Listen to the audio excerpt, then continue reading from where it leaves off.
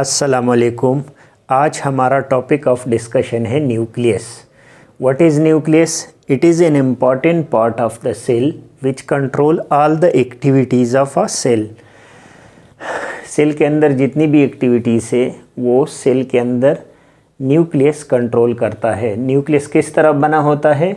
Its shape is circular और irregular. ज़्यादातर nucleus circular होता है, कुछ इर्रेगुलर शेप के भी होते हैं। इसकी डिस्कवरी रॉबर्ट ब्राउन ने 1831 में न्यूक्लियस को डिस्कवर्ड किया था। ये आपने एमसीक्यूज़ के लिए याद रखना है। इसकी डायमीटर जो है वो 10 माइक्रोमीटर है। इसमें कितने पार्ट्स है? न्यूक्लियस के अंदर कितने पार्ट्स है? तो न्यूक्लियस के अंदर 4 पार्ट्स है।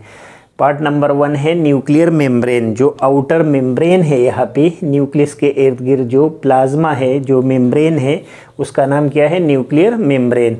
इसके बाद जो मटेरियल पड़े हुए हैं ये क्रोमेटिड है या क्रोमोसोम है। इसके अलावा न्यूक्लियोप्लाज्म है यहाँ पे और एक प्रोमिनेंट बॉडी है न्यूक्लियोलस। तो सबसे पहले जो पार्ट है वो न्यूक्लियर मेम्ब्रेन है। ये डबल लेयर है, ये सेमी परमिएबल है। सेमी परमिएबल के कुछ चीज़ों को अलाउ करता है, कुछ को वो अंदर सेल के अंदर अलाउ नहीं करता न्यूक्लियस के अंदर। इसके अंदर पोर्स होते हैं, जो इर्द गिर्द पोर्स होते हैं थ्रू विच ये मटेरियल को एक्सचेंज करता है। किसके साथ? साइटोप्लाज्म के साथ। बाहर वाला जो सेल का पार्ट है वो साइटोप्लाज्म है। तो इस पोर्स के थ्रू ये मटेरियल को एक्सचेंज करता है साइटोप्लाज्म के साथ। ख़ास तौर पे जो मैसेंजर आरएनए है वो बार बार यहाँ से मैसेजेस लेके साइटोप्लाज्म आता है।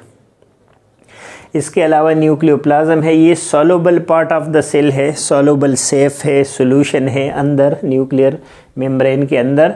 कोलाइडल मिक्सचर है ऑर्गेनिक और इनऑर्गेनिक साल्ट्स के। और इसके अलावा क्रोमेटिन नेटवर्क जो आपको दागे से नज़र आते हैं, ये क्रोमेटिन है जो बाद में इससे क्रोमोसोम फिर बनता है।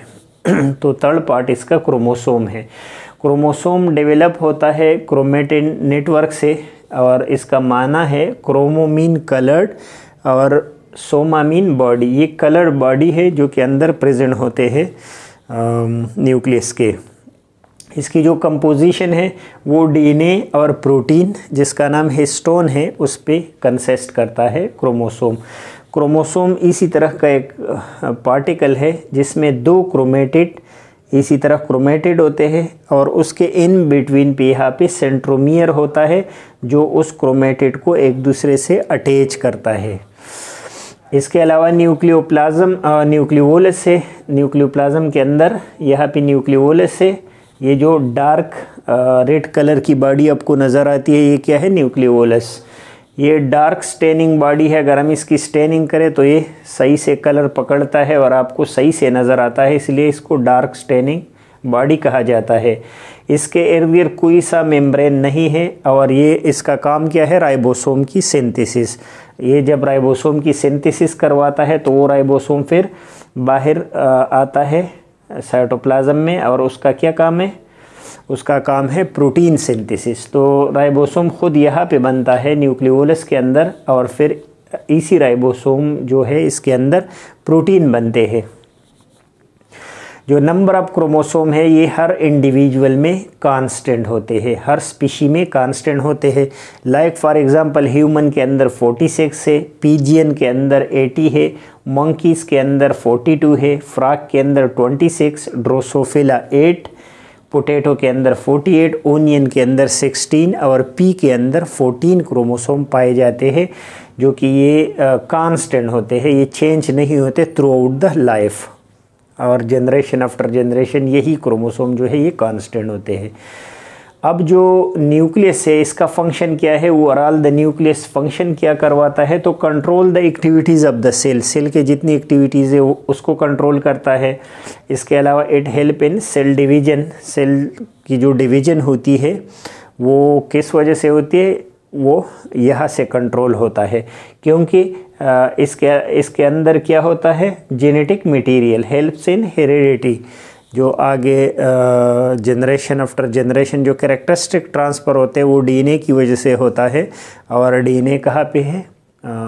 ज़्यादातर न्यूक्लियस के अंदर है। डायरेक्ट द प्रोटीन सिंथेसिस, ये प्रोटीन सिंथेसिस को भी डायरेक्ट करता है क्योंकि प्रोटीन सिंथेसिस यहाँ राइबोसोम में होता है और उसके लिए ऑर्डर अंदर डीएनए से मैसेंजर आरएनए के थ्रू यहाँ पे पास आउट होता है, तो इसीलिए हम कहते हैं कि ये डायरेक्ट करता है प्रोटीन सिंथेसिस को। इसके अलावा ये राइबोसोम की भी सिंथेसिस करवाता है न्यूक्लियोलस के अंदर, और वो न्यूक्लियस का फंक्शन हो गया। तो थोड़ा सा इसकी रिव्यू करते हैं। न्यूक्लियस को हमने पढ़ा कि ये जो सेंट्रल कंट्रोलिंग बॉडी है, मेन अथॉरिटी है सेल के अंदर, और इसकी जो शेप है वो सर्कुलर है। डिस्कवरी इसकी रॉबर्ट ब्राउन ने की थी 1831 को, और इसकी डायमीटर 10 माइक्रोमीटर है। इसमें 4 पार्ट्स है, न्यूक्लियर मेम्ब्रेन, न्यूक्लियोप्लाज्म, क्रोमोसोम और न्यूक्लियोलस। न्यूक्लियर मेम्ब्रेन इर्द गिर्द है जो डिफरेंशिएट करता है न्यूक्लियस को या न्यूक्लियोप्लाज्म को साइटोप्लाज्म से। इसके अलावा जो न्यूक्लियोप्लाज्म है वो सॉल्युबल सेप लाइक पार्ट है अंदर, उसमें क्रोमेटिन नेटवर्क होता है जो बाद में क्रोमोसोम में कन्वर्ट होता है, और क्रोमोसोम हर इंडिविजुअल में कांस्टेंट रहता है, जैसे ह्यूमन में 46 है। न्यूक्लियोलस जो प्रोमिनेंट बॉडी है उसका काम है सिंथेसिस ऑफ राइबोसोम, और ये न्यूक्लियस के अंदर पड़ा होता है। ओवरऑल फंक्शन ये कंट्रोल करता है एक्टिविटीज़ को, सेल डिवीजन में हेल्प करता है, हेरिडिटी में इसका रोल है। इसके अलावा प्रोटीन सिंथेसिस को ये डायरेक्ट करता है, और राइबोसोम की सिंथेसिस भी न्यूक्लियस के अंदर होता है। होप आपको समझ आ गया होगा। नेक्स्ट लेक्चर तक इजाज़त दीजिए। अल्लाह हाफिज़।